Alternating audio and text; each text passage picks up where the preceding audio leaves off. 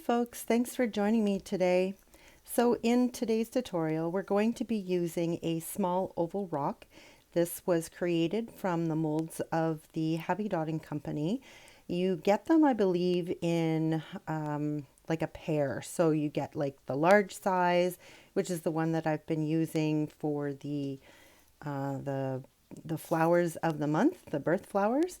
And then you get this little small guy. So I've done cat's eyes on these and a few other kind of nifty little things of the words that I do, the calligraphy words, not the calligraphy, they're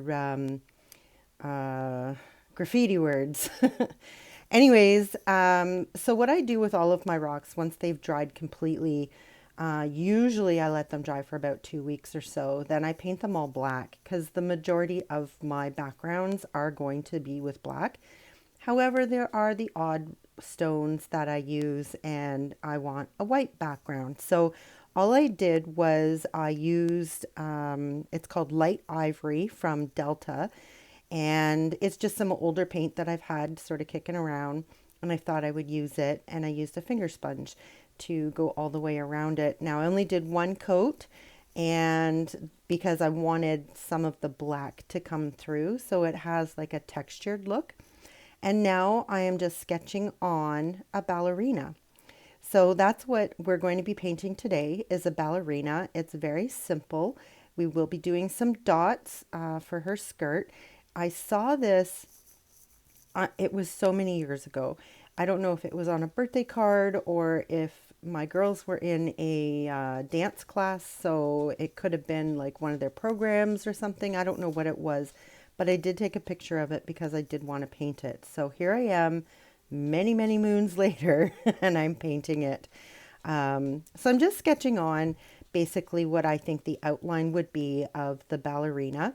I'm not going to be too worried about the skirt at the moment because what I'm going to be doing is painting this black. So I'm going to go back to the black. That is by DecoArt. All of my color names and brand names will be listed in the description of every single video. So if I forget to mention what I'm using, or if you're curious as to the list, you can always go into the description and everything is there, amongst a bunch of other really cool things that you might find interesting. So I invite you to please take a snoop there in the description of this video. So now I'm just using just black paint to do the outline of the ballerina. Now, I don't know about you, but every ballerina I've ever seen has had their hair up in a bun. So I had to put that little bun there on the top. And even though, like you could do this with like a stick person. I didn't have to put in the whole body shape or anything like that. But I just wanted, the top is going to be black. And I was just trying very hard to get the body proportions correct.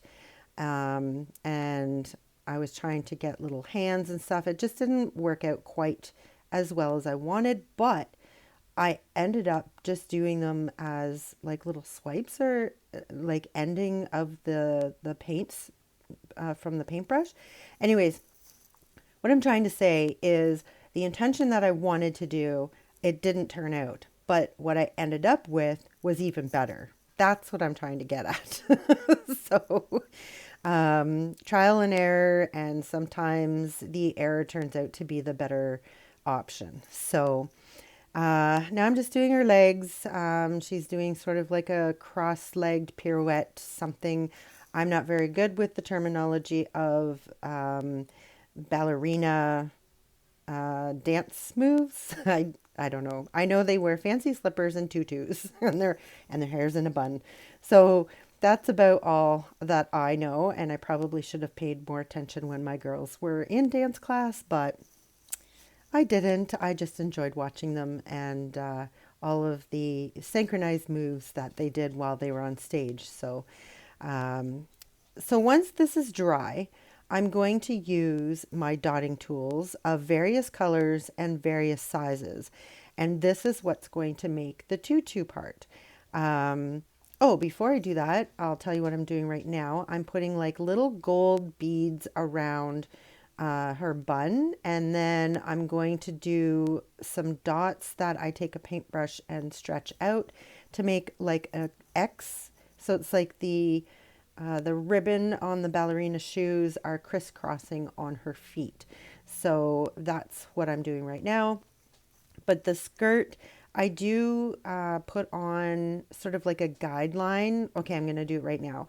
And I want a nice big round floofy skirt um, to go basically over her torso and I don't know if you've noticed, but her torso is quite long. So I am putting this all the way around and fixing it up a bit the way that I want it to look. And then I start just putting dots on there like crazy. So I use a multitude of colors. So I'm going to rhyme them all off in no particular order. With the regular DecoArt colors, I use Wild Orchid, Purple Pizzazz, Royal Fuchsia, Bubblegum Pink. And then for my metallic colors by DecoArt, I use Baby Pink Pearl and Purple Pearl. And then I also use Dragonfly Glaze, Red, Violet, Blue Shift. So as I've been dotting away, those colors are all going to be intermingled in here. Some are going to be top dots, but I'm just spacing these wherever I feel that there's space that needs to be covered up. So eventually, as we continue with this and using different dotting tools, you're going to get different variations of sizes, colors, and then some are going to mingle together. So I don't wait for any of these to dry. I'm okay if they touch each other or if they bleed into each other, because the whole point of it is to replicate a tutu or like the ballerina skirt. So that's what I'm doing here. If you're liking this video, I would love it if you could give me a thumbs up. If you're new and you haven't subscribed, please do so. And the best way to get a notification when I'm posting something new is to ring that notification bell, and it'll let you know, and you'll be one of the first ones to be able to see any of my new content that I do put up. I do have lots that I have in the editing process and will be coming up shortly. It's also creeping into Halloween, so I've been working on some Halloween rocks as well for you. And I will do a mini series like I did last year for my Halloween rocks. If you have any suggestions of what you want to see on a Halloween rock, whether it be like a ghost or pumpkin or jack-o'-lantern, bats, cats, and witches, you know, all of that good stuff, leave a comment down below of this video. And I will take your suggestions and I will add those in and hopefully get them painted and filmed and edited so that I can include them with my Halloween mini series. So stay tuned for that. But back to what we are painting today. I found doing this one was very soothing. It was very relaxing for me just to be putting dots on with no rhyme or reason, really, just putting it on, filling it in, and making it look really, really pretty. Now, I will admit I'm partial to the color purple. It's my favorite color. And having different shades of that purple mixed in with some of the pinks just brings me joy. So that's why I chose that color. But that doesn't mean you have to do the same. You're very, very welcome to do whatever color makes you happy. So maybe it's reds or blues or even yellows and oranges. There's unlimited amount of colors that you can choose for this. Like I said, it's just something that I am drawn to because I love purple so much. So what I'm doing right now is I'm using some of that Dragonfly glaze and I'm putting it on top of the dark purple dots because I find that the Dragonfly glaze shows up better when it's put on a darker background, preferably black, but in this case we're going to go with the dark purple. and it does really shine. Once I give it a coat of resin and it dries, you just move it in the different light and you can see the the glitterness. Glitterness, is that a word? I'm good. It's my word now. I'm using it. It's, you can see the glitterness of it. Oh boy. So what I'm going to do now is just sort of tidy up around the extremities. So arms and legs, torso, hair, neck, that stuff. And just clean it up a little bit. Let it dry. I wipe off any of the excess charcoal pencil with just a little bit of water and a cloth and let it dry for 24 hours. And then I give it a coat of resin. I let that resin dry for 24 hours and then it's finished.